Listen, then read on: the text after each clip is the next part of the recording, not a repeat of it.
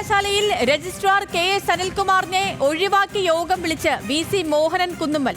ഓൺലൈനായി ചേർന്ന സർവകലാശാലയുടെ സെന്റർ ഫോർ ഗ്ലോബൽ അക്കാദമിയുടെ യോഗത്തിൽ നിന്നാണ് KS അനിൽകുമാറിനെ ഒഴിവാക്കിയത്.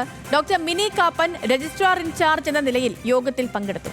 തിരുവനന്തപുരത്ത് നിന്ന് ഹാൻസ് ജോൺ ചേരുന്നുണ്ട്. ഹാൻസ്, ഈ മോഹനൻ കുന്നുമ്മൽ നിരന്തരമായി രജിസ്ട്രാറിനെ ഒഴിവാക്കാൻ ഓരോരോ നീക്കങ്ങൾ നടക്കുന്നു. പക്ഷേ ഓരോന്നായി പരാജയപ്പെടുന്ന കാര്യങ്ങളാണ് നമ്മൾ കണ്ടത്. ഏറ്റവും ഒടുവിലായി കഴിഞ്ഞ ദിവസം രജിസ്ട്രാറുടെ വാഹനം പിടിച്ചു വെക്കുന്ന നീക്കങ്ങളൊക്കെ നടത്തിയിരുന്നു മോഹനൻ കുന്നുമ്മൽ. അതും ഇന്ന് നടപ്പാക്കാൻ കഴിഞ്ഞില്ല. രജിസ്ട്രാർ ഇന്നും ഈ സർവകലാശാലയിലേക്ക് എത്തിയത് തന്റെ ഔദ്യോഗിക വാഹനത്തിലാണ്. ഈ അടുത്ത പടി അങ്ങനെയാണോ ഇപ്പോഴത്തെ ഈ ഒരു യോഗം? ആ യോഗം അവസാനിച്ചോ? എന്താണ് വിവരങ്ങൾ?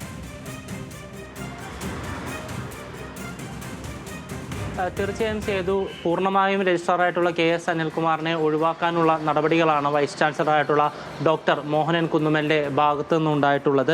ഇന്നാണ് കേരള സർവകലാശാലയുടെ സെൻറ്റർ ഫോർ ഗ്ലോബൽ അക്കാദമിയുടെ യോഗം ചേർന്നത്. ഓൺലൈനായിട്ടാണ് ഈ യോഗം ചേർന്നത്. ഈ യോഗത്തിൽ 93 വിദ്യാർത്ഥികൾക്ക്, വിദേശ വിദ്യാർത്ഥികൾക്ക് കേരള സർവകലാശാലയിൽ പഠിക്കുന്നതിനുള്ള അനുമതി നൽകിയിട്ടുണ്ട്. അത് കേന്ദ്ര സർക്കാർ വഴിയാണ് ഈ വിദ്യാർത്ഥികളെല്ലാം കേരള സർവകലാശാലയിൽ പഠിക്കാനെത്തുന്നത്. ഈ യോഗത്തിൽ നിന്നാണ് ഇപ്പോൾ രജിസ്ട്രാറായിട്ടുള്ള KS അനിൽകുമാറിനെ വൈസ് ചാൻസലർ മാറ്റി നിർത്തിയിട്ടുള്ളത്.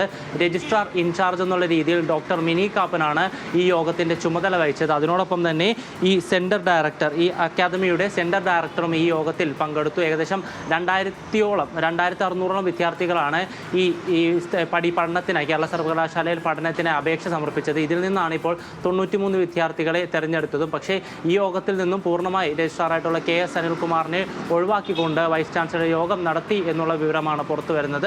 ഈ യോഗം അവസാനിച്ചിട്ടുണ്ട്. അല്പസമയം മുമ്പായിരുന്നു യോഗം അവസാനിച്ച ശേഷമുള്ള വിവരങ്ങളാണ് നമുക്കിപ്പോൾ ലഭ്യമായിട്ടുള്ളത്. അതിനോടൊപ്പം തന്നെ സേതു നേരത്തെ സൂചിപ്പിച്ചതുപോലെ ഈ രജിസ്ട്രാർ ഉപയോഗിക്കുന്ന വാഹനം തടയാനുള്ളൊരു ശ്രമം വൈസ് ചാൻസലറുടെ ഭാഗത്തുനിന്നുണ്ടായിരുന്നു. പക്ഷേ അതും പാളി. ഇന്ന് രജിസ്ട്രാറായിട്ടുള്ള KS അനിൽകുമാർ ഔദ്യോഗിക വാഹനത്തിൽ തന്നെയാണ് സർവകലാശാല ആസ്ഥാനത്ത് എത്തിയതും. പക്ഷേ ഇതിനെതിരെയും ഇപ്പോൾ സെക്യൂരിറ്റി ഓഫീസർ റിപ്പോർട്ട് നൽകിയിട്ടുണ്ട്. തനിക്ക് താക്കോൽ നൽകണമെന്ന ആവശ്യം, സെക്യൂരിറ്റി ഓഫീസർക്ക് താക്കോൽ നൽകണമെന്ന ആവശ്യം രജിസ്ട്രാർ അറിയിച്ചിരുന്നു. പക്ഷേ രജിസ്ട്രാറുടെ ഭാഗത്തു നിന്ന് ലഭിച്ച മറുപടി താൻ ഔദ്യോഗിക വാഹനം ഉപയോഗിക്കുന്നതിൽ നിയമ തടസ്സമൊന്നുമില്ലെന്നാണ്. അതിനോടൊപ്പം തന്നെ തൻ്റെ നിയമനാധികാരിയായിട്ടുള്ള സിൻഡിക്കേറ്റ് സസ്പെൻഷൻ നടപടി പിൻവലിച്ചതാണെന്നുമാണ് ഇപ്പോൾ രജിസ്ട്രാറായിട്ടുള്ള KS അനിൽകുമാർ സെക്യൂരിറ്റി ഓഫീസർക്ക് മറുപടി നൽകിയത്. ഇതിൻ്റെ അടിസ്ഥാനത്തിൽ ഇപ്പോൾ സെക്യൂരിറ്റി ഓഫീസർ വൈസ് ചാൻസലർക്ക് റിപ്പോർട്ടും സമർപ്പിച്ചിട്ടുണ്ട്. സേതു. ഓക്കെ ഹാൻസ്, വ്യക്തമാണ്.